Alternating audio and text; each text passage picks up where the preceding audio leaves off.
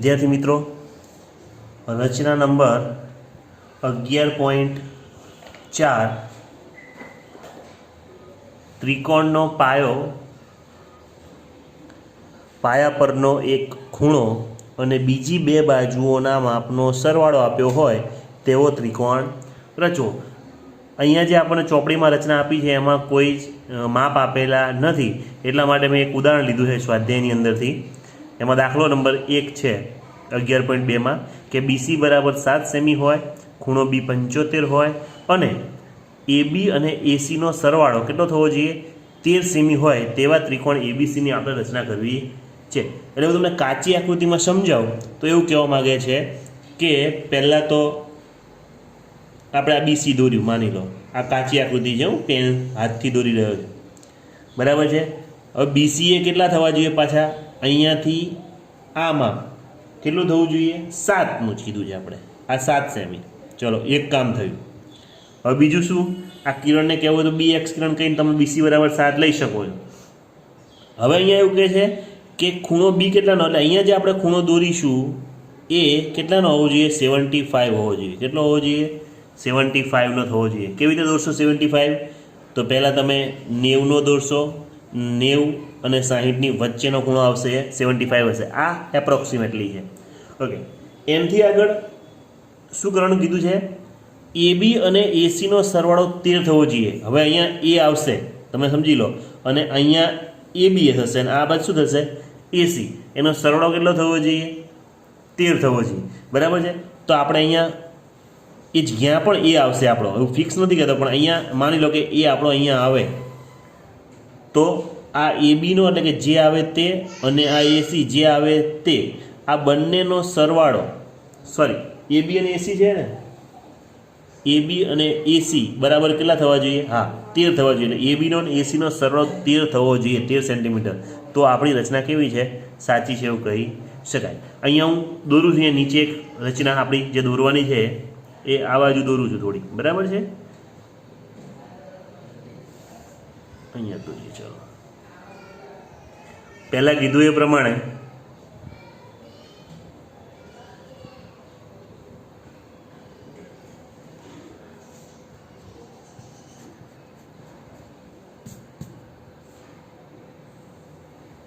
કિરણ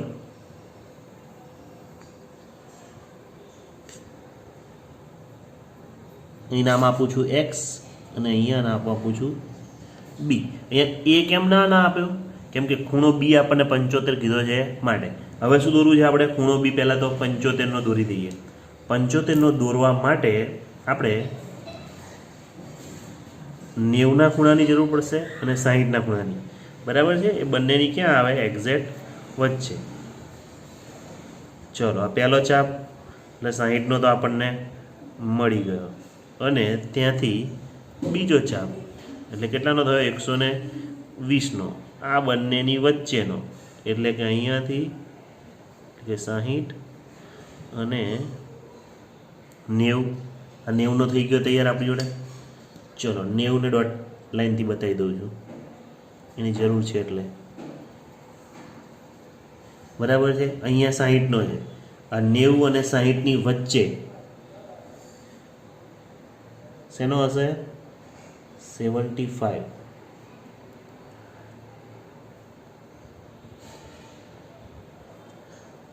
ચલો આ 75નો ફાઇનલ થઈ ગયો, એને આપણે લાંબો દોરી દઈએ, બરાબર,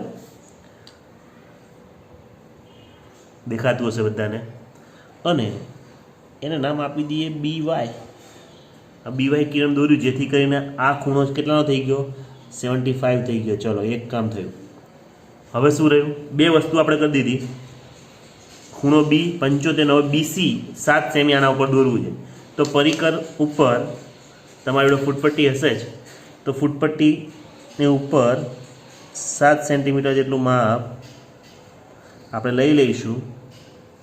જોઈ શકો છો તમે બધા, થોડું વધારે છે,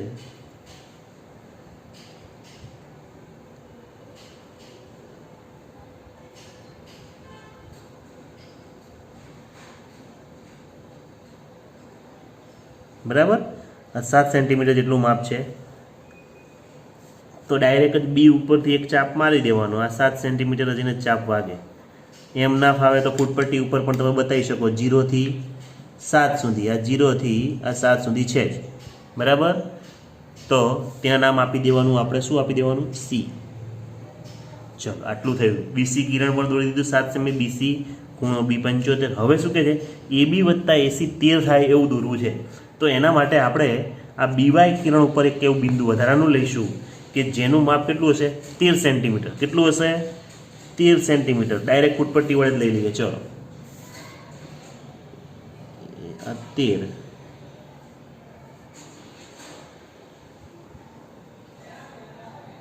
અને એને નામ આપું છું ડી. શું નામ આપ્યું મેં એને?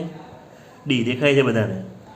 અને ડીને આ સી સાથે આપણે જોડી દઈએ છીએ.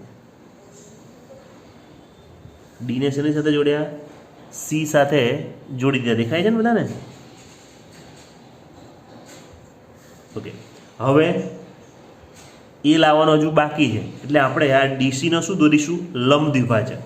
ડીસીનો લંબ દ્વિભાજક દોરવા માટે સી ઉપર અડધાથી વધારે માપ લઈ એક આ બાજુ ચાપ મારો અને એક આ બાજુ. એમ એક જ મિનિટ. રચનાના મુદ્દામાં પહેલા નંબરનો મુદ્દો છે કે બીને કેન્દ્ર લઈ અનુકૂળ ત્રિજ્યા વડે બંને બાજુઓ કિરણ બીએ અને બીસીને છેદતું ચાપ દોરો. આપણે દોર્યું જ છે સામાન્ય શિરોબિંદુ વધારે માપ લઈ તે છેદ બિંદુને અનુક્રમે ઈ અને ડી કહો. એક ચાપ દોરીશું. એ ચાપ દોરી એમાં આપણે ઈ અને ડી નામ આપ્યું છે. હવે શું કહે છે કે ઈડીનો બીજા નંબરનો મુદ્દો છે કે ઈડીનો 1/2 એટલે કે અડધું કરતાં મોટી ત્રિજ્યા લઈ ડી અને ઈને કેન્દ્ર તરીકે લઈ એકબીજાને છેદતા ચાપ દોરો. આપણે ડી નું અડધા કરતાં વધારે માપ લઈ અને ઈ અને ડી ઉપરથી ચાપ દોર્યું છે, જે ક્યાં છેદે છે? બંને એક બિંદુમાં છેદે છે. હવે કિરણ ત્રીજા નંબરનો મુદ્દો છે કે કિરણ બીએફ રચો. આપણે જે બીએફ કિરણ રચીશું એ શું કરશે? બંને જગ્યાએ શું કરી દીધા આપણે? ચાપ. જે ખૂણો એબીસી છે આપણી જોડે એના કેટલા ટુકડા કરશે? જ્યાં બંને ટુકડા કરશે, સરખા ટુકડા, એટલે બે ભાગ કરશે. તમે જોઈ શકો દેખાય માટે કે આ કિરણ બીએફ એ ખૂણા એબીસી નો માગેલ દ્વિભાજક છે એવું કહી શકાય. તમે જોયું છે, મેં એને સમજાવતા ગયા હતા એ પ્રમાણે આ તમારે શું કરવાનું? આપેલ જે બીડી છે એને જ્યાં બરાબર છેદે ત્યાં આપણે નામ આપી દેવાનું છે એ. શું નામ આપીશું આપણે? એ. અને આ એસીને શું કરી દઈશું? આપણે જોડી દઈશું. તો આ જે આપણો એ બી સી ત્રિકોણ શું છે? એ માગેલો ત્રિકોણ મળી જશે. પણ હવે આપણે ચેક કરવું છે કે એ બી અને એસીનો સરવાળો કેટલો 13 થાય છે કે નહીં. તો આપણે પહેલાં એ બી માપી લઈએ. ચલો એ બી કેટલા થાય છે? 5.5 છે. કેટલું છે? આ 5.5 અહીંયા લખી દીધા મેં. અને આ બાજુ જોઈ જઈએ. આ બાજુ 7.5 છે. બંનેનો સરવાળો કરીએ તો 5 ને 5 10 ની 0, 7 ને 5 12 ને 1 13 થઈ ગયા 13. બરાબર છે? તો આ રીતે આ રચના તમારે આખી દોરવાની છે. એના મુદ્દા પણ જોડે જોડે આપણે જોયા જ છે. બરાબર? ખ્યાલ આવે છે? તો આ રચના આપણે આ રીતે દોરવાની છે. થોડું ધ્યાનથી. માપ અલગ હોઈ શકે પરીક્ષામાં, પણ એનાથી ગભરાવાનું નથી. બીસી દોરતા આવડે તમને. ખૂણો બી પણ ગમે તેટલાનો કે 15, 30, 45 કે કોઈ પણ 60 કે 120 કે આવડે. બેનો સરવાળો અહીંયા બતાવવાનો છે. બી અને ડી બિંદુ એવું લેવાનું છે કે હવે એનો સરવાળો થાય એટલા સેન્ટીમીટરે હોય. એને અને સીને જોડવાના છે. જોડ્યા પછી ડીસીનો શું દોરવાનું છે? લંબ દ્વિભાજક જ્યાં આપણા બીડીને ટચ થાય ત્યાં નામ આપી દેવાનું એ. અને એસીને જોડો એટલે આપણો માગેલો એબીસી તૈયાર થઈ જાય છે. આવડશે ને? બરાબર. આગળ રચના 11.5 છે કે પાયા પરનો એક ખૂણો અને બાકીની બે બાજુઓનો તફાવત આપ્યો હોય તેવો ત્રિકોણ રચવો. જેમ આપણે અહીંયા આગળ આપેલી બે બાજુઓનો સરવાળો હતો, કોઈ પણ બાકીની બે બાજુનો સરવાળો આપ્યો હતો, એવો ત્રિકોણ રચ્યો. તો અહીંયા શું આપ્યો છે? તફાવત એટલે બાદબાકી આપી હશે. જેમ કે અહીંયા મેં ઉદાહરણ દીધું છે, એમાં બીજો દાખલો છે સ્વાધ્યાય 11.2માં કે BC બરાબર 8 સેમી હોય, ખૂણો B 45, AB minus AC 3.5 semi હોય તેવા ત્રિકોણ ABCની રચના કરવાની છે. હવે અહીંયા ખાસ ધ્યાન રાખવાનું છે કાચી આકૃતિમાં કે જો હમણાં દોર્યું હતું એ પ્રમાણે જ પહેલું આપણે BC દોરીશું. કેટલા સેમી? 8 સેમીનું BC દોરીશું. પછી શું કહે છે કે ખૂણો B 45નો, તો આ જે ખૂણો આપણે દોરીશું એ કેટલાનો દોરીશું? 45નો ખૂણો દોરીશું. સાથે સાથે AB માઇનસ AC અહીંયા ખાસ જોવાનું છે કે આપણો જે એ આવશે, માની લો કે અહીંયા આપણો એ આવે છે, તો AB માઇનસ AC એટલે કે આ B છે ને, ABમાંથી AC બાદ કરતાં કેટલા વધવા જોઈએ? 3.5. એનો મતલબ આ AB વાળી બાજુ કેવી હશે? મોટી હશે. જ્યારે આ બાજુ એટલે કે ખૂણાને લગતી કોઈ બાજુ મોટી આવે છે એવા સંજોગોમાં આપણે આ જે તીર છે ને ઉપર દર્શાવવાનું આવશે. પણ જો આપણને આવું આપ્યું હોત કે AC માઇનસ AB બરાબર 3.5, તો એટલે કે આ બાજુ કેવી બતાવવાની હતી? નાની, અને આ AC કેવા બતાવવાના હતા? મોટા. એવા સંજોગોમાં આ જે આપણી રચના છે એ નીચેના ભાગમાં લંબાવવી પડે 3.5 જેટલું માપ લેવા માટે. બરાબર છે? પણ એવી પણ રચના આવશે. એટલે અત્યારે આ નથી આપણી જોડે, અત્યારે AB માઇનસ AC છે, AB મોટા છે, માઇનસ AC છે, એટલા માટે આપણે ઉપરના ભાગમાં એને આપણે શું કરીશું? કિરણ લંબાઈશું. જોઈએ આપણે રચના. તો પહેલાં હમણાં જોયું હતું એમ જ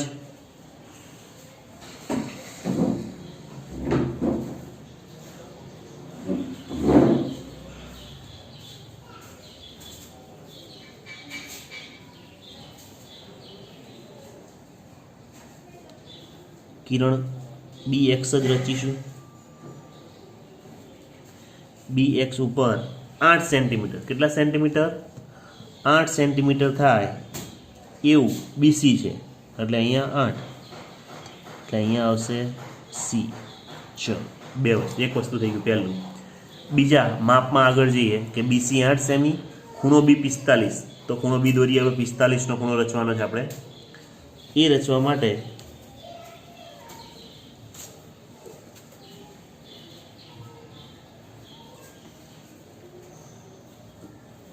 આ એક ચાપ, આ 60નો ખૂણો,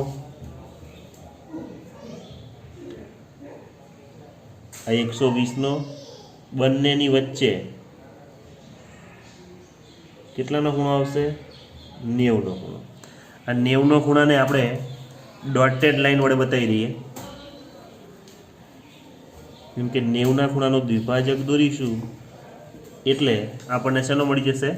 45નો ખૂણો મળી જાય. એટલે અહીંયાથી હવે આ 90નો ખૂણો છે તો થોડું માપ લઈ અને આગળ એક ચાપ મારીશું આ બાજુ. એવું જ માપ એ આ 90ના ખૂણા ઉપરથી મારીશું. જ્યાં ટચ થશે ત્યાં કેટલાનો ખૂણો હશે? 45નો.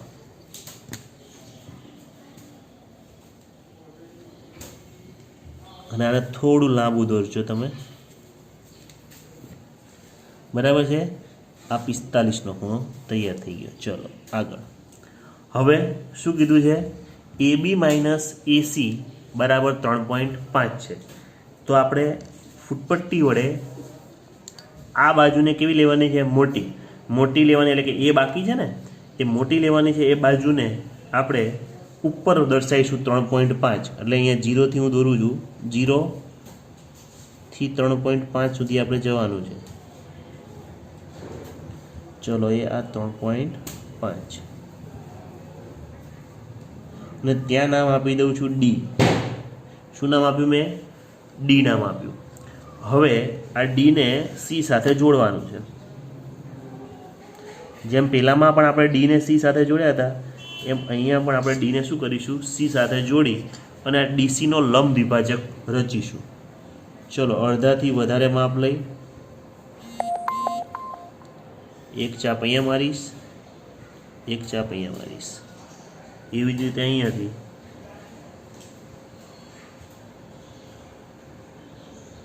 એક ચાપ અહીંયા, એક ચાપ અહીંયા. બંને ચાપ જ્યાં છેદે છે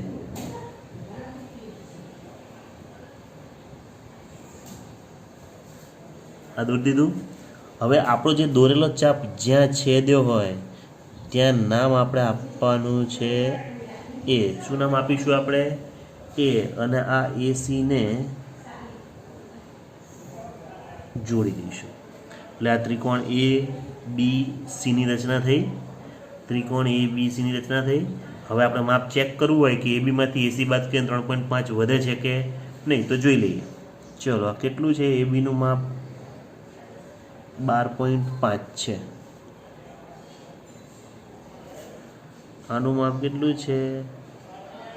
તો 9 છે એટલે 9.0. અહીંયા 5 ના 5 બાદબાકી કરવાની ને, 12માંથી 9 જાય તો કેટલા આવી ગયા? 3.5. બરાબર. તો આ રીતે આ રચના દોરી શકાય. ચલો ખ્યાલ આવ્યો છે બધો? કેવી રીતે દોર્યું આપણે? પહેલાં બીસી દોર્યું, કેટલું? 8 સેન્ટીમીટર. પછી શું દોર્યું આપણે? અહીંયા એક વાય લખી દેજો. જ્યારે આપણે 45નો ખૂણો આ બનાવીએ ત્યારે જે કિરણ દોરીએ ત્યારે 45માં એ વાય નામ આપી દેવાનું ઉપર. આ બાજુ બીએક્સ જેમ આપ્યું છે એમ ત્યાં શું આપવાનું? બીવાય એમ નામ આપી દેવાનું. ત્યારબાદ બી ખૂણો બી કેટલાનો દોર્યો આપણે? 45નો દોર્યો. એ બી માઇનસ એસી બરાબર 3.5 આપ્યું છે તો ક્યાં લીધું આપણે? ઉપર. જ્યારે આ બાજુ મોટી લેવાની હોય, ધ્યાન રાખજો, એ બી મોટા લેવાના હતા તો ઉપર જ તમારે લેવાનું આ માપ. જો એ બી નાના લેવાના હોત તો અહીંથી આપણે નીચે માપ લેવાનું આવત. બરાબર છે? એવો પણ બીજો એક દાખલો છે, એ જોઈશું એટલે ખબર પડશે આપણને. આ દોર્યા પછી ડીસી નામ આપ્યો. 3.5 છે ને, આ ડી 3.5 જેટલું અંતર લીધું. સીડી દોર્યું અને સીડીનો શું દોર્યો? લંબ દ્વિભાજક. લંબ દ્વિભાજક આ બીવાય કિરણને જ્યાં ટચ થયો ત્યાં શું નામ આપ્યું? એ. એ અને સી જોડ્યા તો એસી એટલે કે એ બી સી ત્રિકોણ આપણને શું થાય છે? મળી જાય છે, જે માગેલો ત્રિકોણ છે. એનાથી આગળ તફાવતવાળી રચના છે કે ક્યુઆર 6 સેમી હોય, ખૂણો ક્યુ 60 હોય અને પીઆર માઇનસ પીક્યુ બરાબર 2 હોય, 2 સેમી હોય તેવા ત્રિકોણ પીક્યુઆરની રચના કરવાની છે. હવે અહીંયા મેં જેમ આપણે આગળ ઉપર દોર્યું હતું એમ આ રચનામાં કેવું દોરીશું આપણે? નીચેના ભાગમાં દોરવાનું આવશે. એટલા માટે હું રચના થોડીક ઉપર દોરીશ. અહીંયા ધ્યાન રાખીશું. અહીંયા કીધું છે એ પ્રમાણે કિરણ દોરીએ. કયું કિરણ દોરીશું? ક્યુ એક્સ. આપણે એક્સ જ રાખીએ અહીંયા. અને ક્યુઆર બરાબર કેટલા છે? 6. તો 6 થાય એટલું માપ અહીંયાથી લઈ લઈએ.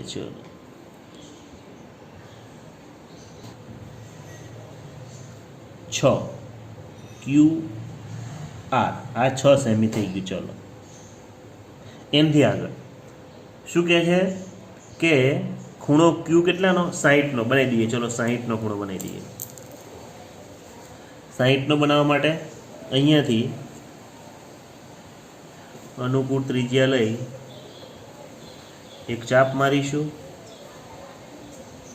તે જ માપ વડે બીજો ચાપ મારીશું. પહેલો જ ખૂણો એ કેટલાનો ખૂણો હશે? 60નો ખૂણો હશે. એટલે 60નો ખૂણો અહીંયા દોરી દઈએ. ચલો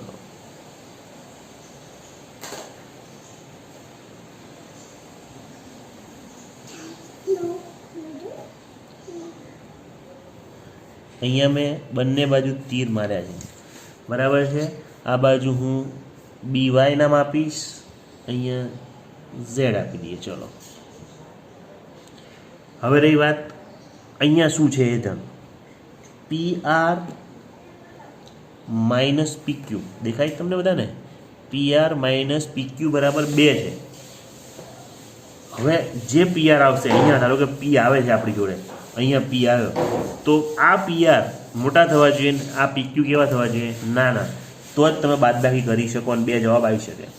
એટલા માટે જ્યારે આ બાજુ મોટી હોય તો હંમેશા જે આ 2 સેન્ટીમીટરવાળું માપ છે એ ક્યુથી નીચેના ભાગમાં લેવાનું, અને આ બાજુવાળી જો બાજુ મોટી હોય તો ક્યુથી ક્યાં લેવાનું આવે? ઉપર. જે આપણે આગળની રચના ત્રિકોણ એબીસી રચ્યો છે એમાં જોયું જ છે. તો અહીંયા આપણે ક્યાં લઈશું? આપણે 2 સેન્ટીમીટર માપ નીચે લઈશું. તો અહીંયા ફૂટપટ્ટી મૂકું છું, અહીંયા 0 અને આ થયું 2 સેન્ટીમીટર. 2 સેન્ટીમીટર ઉપર નામ આપીશું આપણે બિંદુ ડી. બરાબર છે. ડી આપો, અહીંયા PQR છે ને એટલે ડી રાખો ને કંઈ વાંધો નહીં, એસ આપ્યું હોય તોય ચાલે, પણ આપણે ડી રાખીએ છીએ. બરાબર. હવે તમારે શું કરવાનું છે, જેમ પેલામાં CD જોડતા હતા એવી રીતે અહીંયા આપણે RD એટલે DR જોડીશું. DR જોડ્યા પછી શું કરવાનો, DRનો લંબ દ્વિભાજક દોરવાનો. તો DRનો લંબ દ્વિભાજક અડધાથી વધારે માપ લીધું છે આપણે. એક માપ આ બાજુ, એક ચાપ આ બાજુ છે, એક ચાપ આ બાજુ છે. એવી જ રીતે આ ડી ઉપરથી એવી રીતે લઈશું, અહીંયા ટચ થાય છે અને અહીંયા પણ ટચ થઈ ગયું છે. ટચ થાય એટલે એ બંનેમાંથી પસાર થાય એમ લંબ દ્વિભાજક દોરી દેવાનું. લંબ દ્વિભાજક જ્યાં ટચ થયો છે ત્યાં શું નામ આપીશું આપણે, શું નામ આપીશું, પી. શું, પી, કેમ કે આપણે રચવો છે કયો, PQR. આ પી અને આરને જોડી દઈશું એટલે PQRની રચના થઈ ગઈ. પણ એની જે શરત હતી કે PR માઇનસ PQ બરાબર 2 સેમી, તો ચેક કરી લઈએ. તો પહેલાં PR માપી દઈએ. PR છે 5 જેટલું, બરાબર. અને આ છે આમ તો 5.3 જેવું છે. અહીંયા જુઓ, અહીંયાથી બસ 5.3 છે. PR છે 5.3 અને PQ એ 3.3 જેટલું છે. બાદ બાકી કરીએ તો 3માંથી 3 જાય 0, 5માંથી 3 જાય તો 2 આવી જાય. બરાબર. તો આ રીતે રચના દોરવાની રહેશે.